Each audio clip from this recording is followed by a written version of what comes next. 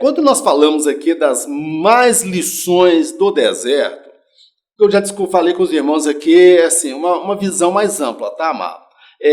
Nós bebemos na fonte da CPAD, na fonte da Assembleia de Deus. Mas eu convido você a fazer uma pesquisa, tá bom? Uma pesquisa mais aprofundada. Os teólogos, eles são unânimes em compreender que Paulo, ele teve experiências tremendas com o Senhor.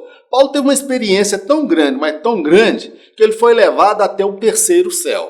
E lá, ele escrevendo, ele fala que não era lícito falar, descrever o que ele viu e ouviu, diferente de João, que João viu, ouviu e o anjo mandou escrever. No caso de Paulo, ele não teve ordem, liberdade e dado a ele de comunicar o que ele viu, mas ele fala que viu. Então, Paulo, ele teve muitas experiências. Ele vai descrever a última ceia do Senhor, que nós sempre lemos lá em Coríntios. O que recebi do Senhor foi que ele pegou o pão, partiu, deu aos seus discípulos, depois deu graças, e depois pegou o cálice, deu graças a Deus, esse é o sangue da minha aliança. E ele vai descrever com muita precisão. E ele não ouviu isso, não foi de Pedro, de João, de Tiago. Ele ouviu isso diretamente do Senhor. Nesse ponto, os teólogos são unânimes. Eles compreendem que Paulo teve experiências, que o próprio Jesus se apresentava para ele. E as experiências que Paulo teve, irmãos, eram tão grandes, mas tão grandes, que Deus permitiu que viesse sobre ele um espinho na carne. E por que Paulo teve este espinho na carne? Com o propósito dele não se desviar, dele não se exaltar. Meu irmão, Paulo, ele vai escrever acerca do arrebatamento da igreja. Paulo vai doutrinar a igreja no uso dos dons espirituais. Paulo, irmãos, de 70%, 80% das doutrinas cristãs foram escritas por Paulo de Tarso. Esse homem, irmãos, ele se converteu ao Senhor de todo o seu coração, a vocação dele foi dada pelo Senhor, mas Jesus disse, eu lhe mostrarei o quanto lhe importa sofrer pelo meu nome.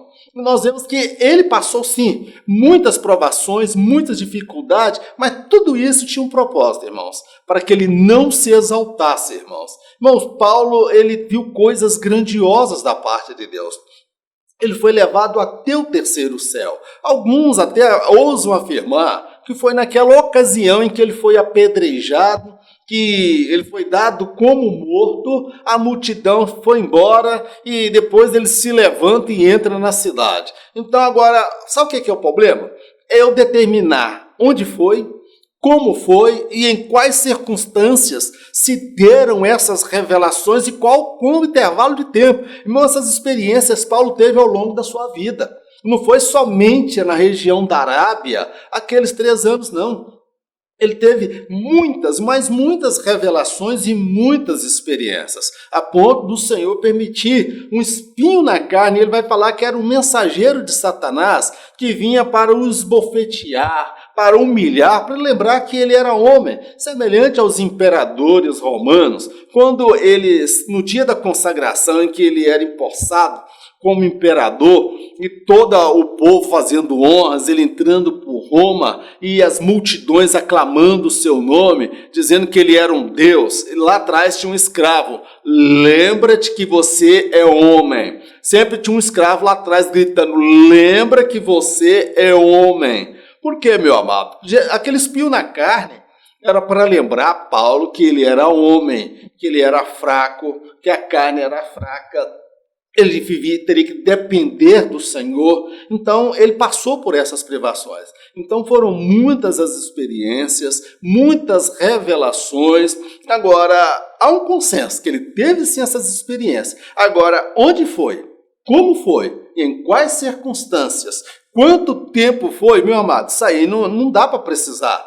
Eu não tenho como falar com certeza. Agora, eu tenho uma certeza, que na eternidade eu vou saber disso. Na eternidade eu vou conversar com ele. Na eternidade eu vou perguntar qual era o espinho na carne, porque eu não ouso afirmar qual é o espinho da carne de Paulo, embora eu tenha minhas convicções pessoais.